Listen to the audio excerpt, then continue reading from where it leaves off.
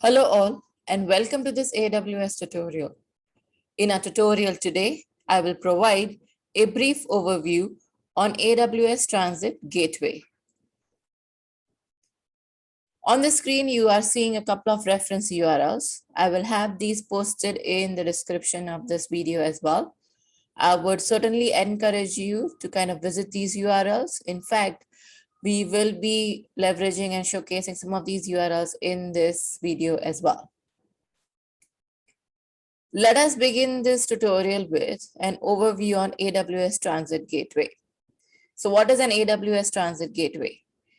AWS Transit Gateway is a network transit hub. It connects VPCs and on-premise networks through a central hub. So it's pretty straightforward. In simple words, it simplifies your network and puts an end to complex peering relationships, right? So essentially, it acts as a cloud router. One of the biggest benefits of Transit Gateway is that it can scale elastically based on the volume of your network traffic. Any data that travels over the Transit Gateway is encrypted and it never travels over the public internet. That means you are within the AWS global network. Inter-region peering connects AWS Transit Gateways together using the AWS global network. And routing through Transit Gateway operates at layer 3 of the OSI model. Now, if you don't know what is layer 3 and what is OSI model, there is a link in the reference URLs, right, that talks about OSI model. I will certainly encourage you to go ahead and take a look at it. So in short, or in very simple words, right, it simplifies your network. And let us see this how. So everything that we discussed in the above points, let us take a network diagram and see how does it truly simplify. So this is one of the reference URLs, right? And let us review through both of these diagrams right here on the screen. So on the left-hand side right here, you are seeing a network diagram that is not leveraging AWS Transit Gateway. So you are seeing a customer gateway, right? You are seeing multiple VPCs. In fact, you have 4 VPCs over here. So 1, 2, 3, and 4. These VPCs are peered. So you have these peering connections, so 5 peering connections. There are 3 VPN connections. So 1, 2, and 3 going to different VPCs. So this is the first one, this is the second one, and the third one is going right here. You also have AWS Direct Connect Gateway. And that is connecting to 2 of your VPCs, this one and this one. So as you see, it's kind of complicated in the sense the way it is displayed, of course, and you have multiple VPC peerings over here. Now, of course, in this case, you have only 4. But what if there were 14 or 40? Trust me, it will drive you crazy keeping a track of all these VPC peering connections, right? And you also have to have these different VPN connections going into different VPCs. So this is your current diagram without AWS Transit Gateway. Now let us see how the Transit Gateway can actually help us to simplify this. So the diagram on the right over here is actually the same diagram, but it looks way much neater. It looks way much simplified, right? And it looks simple. If you give the diagram on the left to someone, but someone will say, okay, I have to figure this thing out. But the diagram on the right is like, okay, yeah, there's something in the center and a bunch of things. Yeah, I can easily take care of that. So visually also, you can see that it is simplified, right? Of course, you have to double click on it to understand what the diagram does, but just visually looking at something, the diagram on the right looks far more simplified. Now let us look at this diagram on the right. You again have your customer gateway. You have your 4 VPCs. So 1, 2, 3, and 4. You don't have any VPC peering connections. They have gone. And that has been replaced by AWS Transit Gateway right here in the center. You only have one VPN connection, right? You don't have the remaining 3. And it is again going to AWS Transit Gateway. That means you don't have to remember individually which VPCs are connected. Similarly, you have the Direct Connect Gateway also going in and going to the AWS Transit Gateway and not to the individual VPCs. So this particular transit gateway is actually acting as a central hub, is acting as a cloud router for you over here, right? It is basically getting messages or it's connecting to everything that is there in your network and then redirecting the required message to the corresponding VPC or VPN or direct connect gateway or whatever the case may be. So this particular diagram on the right is far more simpler. And I hope that now you can appreciate whatever we were talking about just a few minutes back, right? When we were on the presentation, that AWS Transit Gateway actually simplifies your network. You can see as to how it has simplified your network significantly.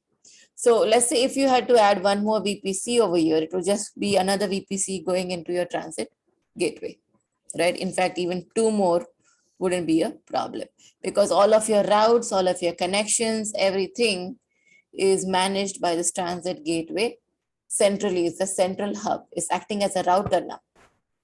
So I hope that this is clear.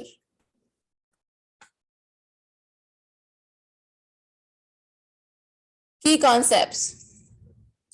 When we were over here, we saw that there were multiple VPCs, VPNs, right? Direct Connect Gateway, customer, not customer gateway, but VPN going in. So those are your attachments that are typically connected to a transit gateway. So of course, you can have VPCs, you can have SD-WANs, Direct Connect Gateway. You can also have a peering connection to other AWS transit gateways and a VPN connection. So we already saw this. Another concept that you need to keep in mind is maximum transmission unit or MTU. This is the largest permissible packet that can be passed over the connection in bytes. A transit gateway supports an MTU of 8,500 bytes for traffic between VPCs, direct connect gateway, transit gateway connect, and peering attachments. And for VPN, it has an MTU of 1,500 bytes. Now, since it acts as a cloud router, right, and it's basically trying to figure out, okay, whom do I need to send this request to? It, of course, has a route table. So transit gateway has a default route table, right? And it can optionally also have additional route tables as well. But by default, whatever attachments that you have that are connected to the transit gateway will be associated with the default transit gateway route table. Associations. Each attachment is associated with exactly one route table, and that is straightforward, simple networking and absolutely logical, right? But if you have something attached to it, it needs to have a route table so that the router can direct something to it. So every attachment will have exactly one route table, but one route table can be associated to one or many attachments. Route propagation. A VPC VPN connection direct connect gateway can dynamically propagate routes to the transit gateway route table. A connect attachment, the routes are propagated to the transit gateway route table by default. For VPC, you must create static routes. For VPN or direct connect, again, routes are propagated from the transit gateway to your on-premise router using the BGP protocol, that is Border Gateway Protocol. For peering attachments, you must create a static route. Benefits. I think the benefits are obvious, right? You saw that picture as well. First of all, I simplified your network. So that is the biggest benefit. At least you don't have to deal with all of that. So, and it simplified that by acting as a cloud router. Now there is something called as Network Transit Gateway, AWS Transit Gateway Network Manager. Now I'll create a separate video on this, but for now, just trust me that there is something like this. If you want, you can always go to your console and also check out, right? So it is available. You can easily monitor your Amazon VPCs and edge connections from your central console. Traffic between an Amazon VPC and a transit gateway remains on AWS Global Private Network, and it is not exposed to public internet. So it does not go over the internet. And how does this help? Remember, it's not going over the wire. It's not going outside. It's under your control. If it's under your control, it can protect you against DDoS attacks, right? Because AWS infrastructure is already hardened up for DDoS attacks. AWS Transit Gateway supports multicast. This is a type of networking style. Hence, it distributes the same content to multiple specific destinations. So when a data is, let's say, sent over the network, right? When a packet arrives on the network, it is typically broadcasted. So let's say I'm putting a B over here, and this is your network, and there are multiple, let's say, destinations, right? And this tiny little packet just arrived. So when a packet is arrived and on a broadcasting network, that message will be broadcasted to all destinations that, hey, I have got this packet and I need to know who has subscribed to this packet and who needs this packet. And whoever has subscribed to this packet, I will give this packet to that person. It could be one single person, it could be multiple people, right? Multiple destinations. So that's a typical broadcasting network. In a multicasting network, again, you have multiple destinations and your packet arrives, right? But the difference between broadcasting and multicasting is that it is sent to specific destinations. So let's say this packet came and you have, let's say, node A or node B, and let's say this node C over here, then this packet will be sent to A, B, and C only, that is to specific destinations.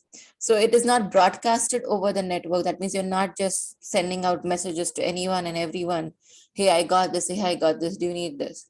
Whoever needs it, only those people or those destinations will be sent that particular content.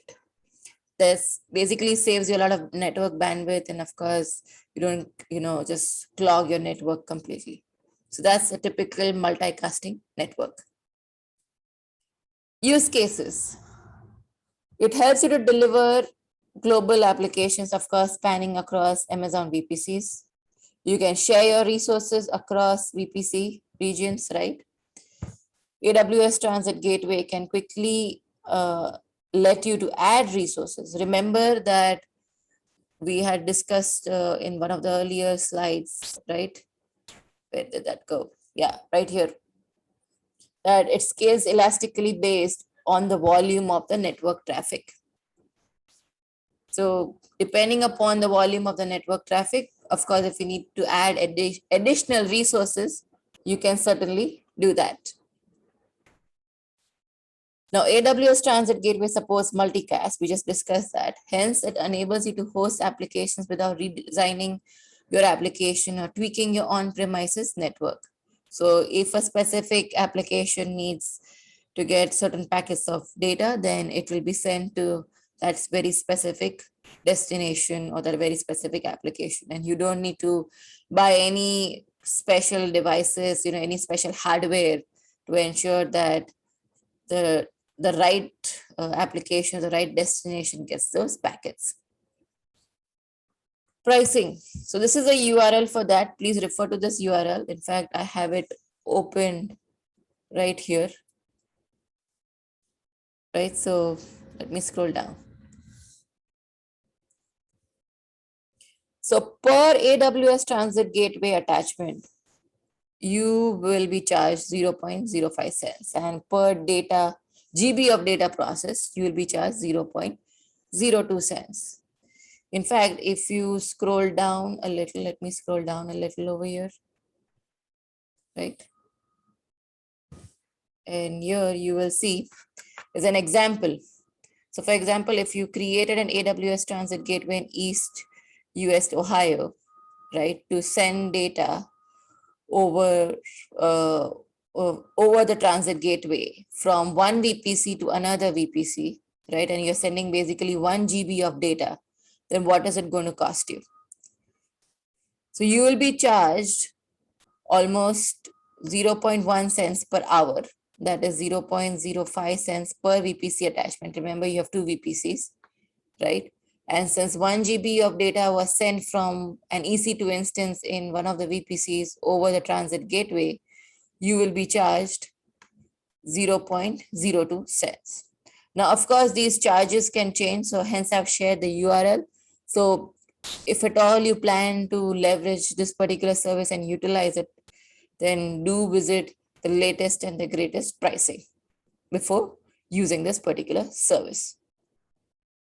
So that's it from me today, guys. I hope that this video was helpful.